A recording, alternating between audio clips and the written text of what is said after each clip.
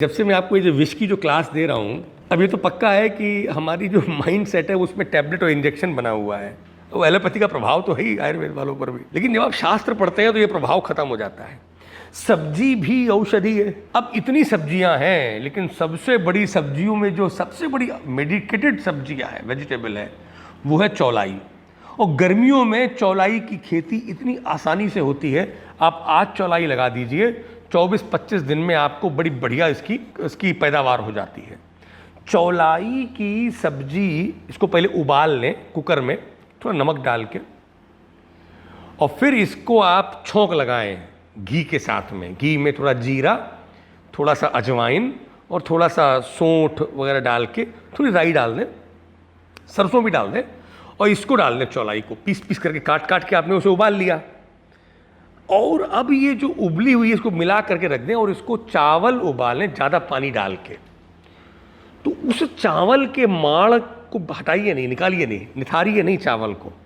उस चावल के माड़ के साथ में जो चावल है उसके साथ में ये चौलाई की सब्जी जो व्यक्ति खा ले, ये तो कह रहे हैं आचार्य तो तक्षकेणपि, भाई तक्षक से बड़ा तो कोई सांप नहीं हुआ है।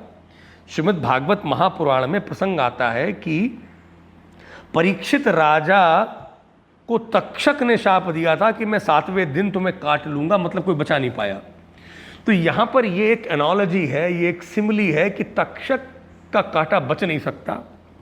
मतलब वो तक ऐसा बड़ा नाग का विष भी चौलाई की सब्जी चावल के माड़ के संग खाने वाले को का बुरा असर नहीं कर सकती। और ये सच है। मैंने इतने सारे केसेस जहां पर आम विष होता है, स्पेशली आम वात में, भाई आम तो विष से ही कम तो है नहीं, उसमें भी चौलाई की सब्जी का बड़ा बढ़िया रिजल्ट है। लेकिन अब क्या हो गया है, अब तो लोग बस टोमेटो और पोटैटो, आलू खा रहे हैं। अब आलू उसमें मिल रहा है आपको, डोसे में आलू, मसाला डोसा, घर में आलू। और बुरा हाल तो ये है कि जो भी है वो आलू की सब्जी के बिना तो, झोल की सब्जी रसीली तो आलू की, सूखी सब्जी तो आलू की। भाई साहब आलू से थोड़ा बचिए और थोड़ा अपने आप को शिफ्ट करिए, प्रोग्रामिंग चेंज करिए दिमाग की, और आप यदि करवा दें अपने पेशेंट्स को तो इससे बड़ा आप काम नहीं करेंगे, आपकी दवाएं बढ़िया काम करेंगी।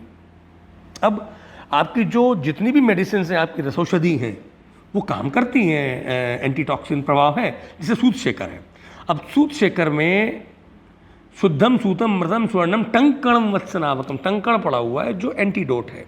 पर चौलाई में इतना एंटीऑक्सीडेंट है, एंटीऑक्सीडेंट का मतलब है जो बॉडी के डिके को रोके, और पॉइजन क्या करता है, डिके को बढ़ाता है। तो ये एक्चुअल में बहुत बढ़िया रिप्लेसमेंट है नेगेटिव टू इनटू पॉजिटिव का। तो कोशिश ये कराइए कि अपने पेशेंट्स को आप जब भी मेडिसिन प्रिस्क्राइब करें तो कंपल्सरली उसको बोल दीजिए कि चौलाई की सब्जी ले आए। एमरंथस जिसको हम लोग बोलते हैं इंग्लिश में, कर्नाटक में अपने यहाँ तो उसको हरिवे सोप्पू बोलते हैं। और हरिवे सोप्पू को आप ज़रूर मतलब चौलाई को आप ज़रूर, एमरंथस को अपने प्रैक्टिस में लेके आइए। इसको बाकायदा ओपनली बोलिए कि ये आप ये खाएंगे तभी आपको दवाई का फ़ायदा होगा। हमारे यहाँ एक वो आता था जब मैं छोटा था, तो फर्रुखाबाद शहर में एक मूंगफली बेचने वाला, वो कहता था मूंगफली इनाम और मसाले का है दाम। तो एक्चुअल में ये जो दवाई है ये मूंगफली है, और मसाला जो है वो चौलाई है। मतलब चौलाई के साथ में वो दवा खाएंगे तो उसका असर होगा। विष सिर्फ यहाँ पर वो सांप के विष की बात नहीं कर रहे हैं, कोई भी तरह का जो विष आजकल जैसे जा रहा है because of wrong food, pesticides हैं।